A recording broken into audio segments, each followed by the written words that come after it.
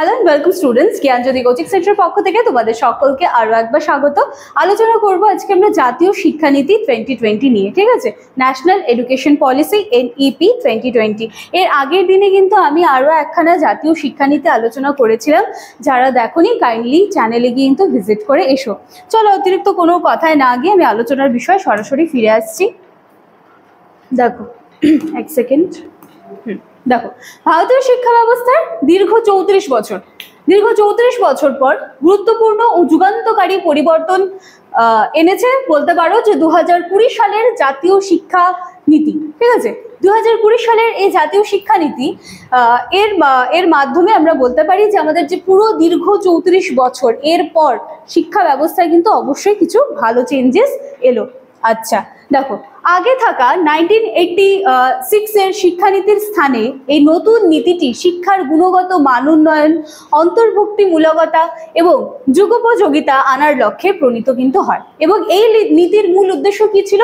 শিক্ষাকে আরো সহজ করে তোলা, স্টুডেন্টদের কাছে শিক্ষাকে আরো সহজবোধ্য করে তোলা, ছাত্রকেন্দ্রিক কর্মমুখী করে তোলা, যাতে প্রতিটা শিক্ষার্থী কিন্তু নিজেদের জায়গায় তাদের দক্ষতা, তাদের আগ্রহ, এই যে বিষয়গুলো রয়েছে সেই অনুযায়ী যেন তারা নিজেদেরকে সুন্দরভাবে গড়ে তুলতে পারে।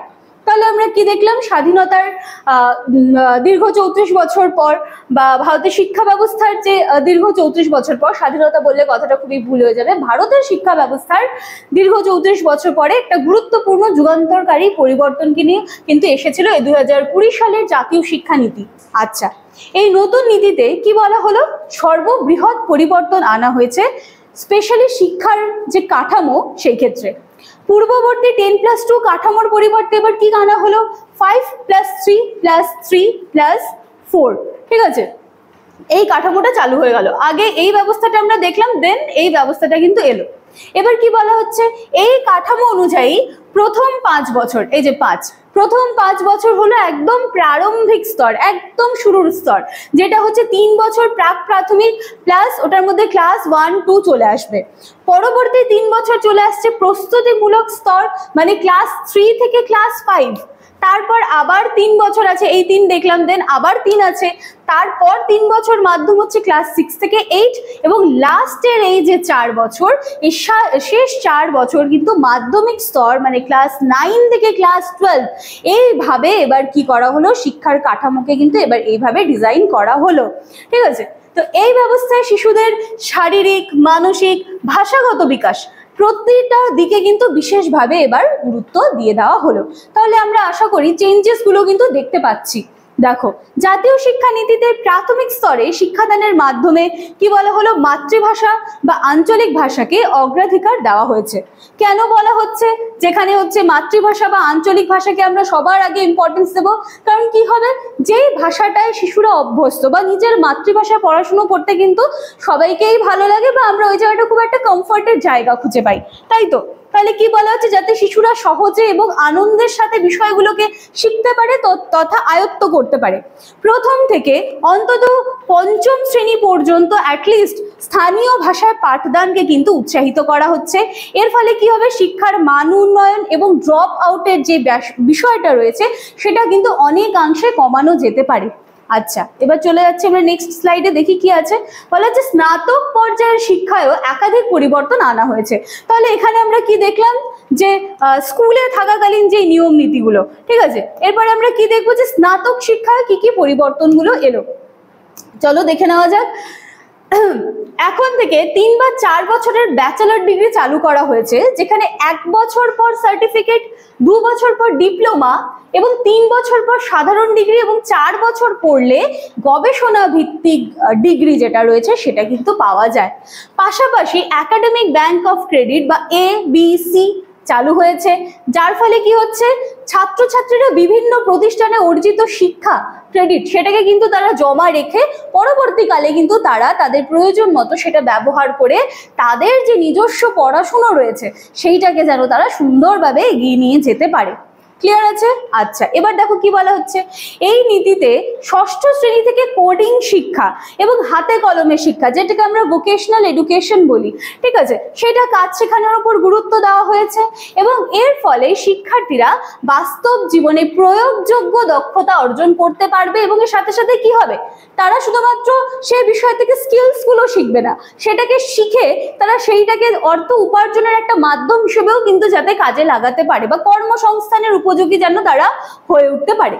পাশাপাশি বিষয় পছন্দের স্বাধীনতা দেওয়া হয়েছে, কোন সাবজেক্ট তারা চুজ করবে, তাদের ভালো লাগার বিষয়গুলো কোনগুলো রয়েছে সেদিকেও তাদের স্বাধীনতা দেওয়া হয়েছে। যেমন বিজ্ঞান বিভাগের ছাত্র কলা বা বাণিজ্যের বিষয় নিয়ে পড়তে পারে, এর ফলে কি দেখা যাচ্ছে, শিক্ষায় বিষয়কতা গড়ে উঠবে। আচ্ছা, এরপর কি বলা হচ্ছে, জাতীয় শিক্ষানীতি 2020 তে শিক্ষকদের মান উন্নয়নের উপর কিন্তু জোর দেওয়া হয়েছে। ভবিষ্যতে শিক্ষক নিয়োগের জন্য দেখো আমরা সবাই জানি যে টেট পরীক্ষা ছাড়াও দক্ষতা ও শিক্ষাদানের মানের ভিত্তিতে নিয়মিত মূল্যায়ন ব্যবস্থা চালু করা হবে এবং এর সাথে সাথে শিক্ষক প্রশিক্ষণ একদম বাধ্যতামূলক করা হয়েছে যাতে তারা আধুনিক শিক্ষা পদ্ধতির সাথে পরিচিত হতে পারেন।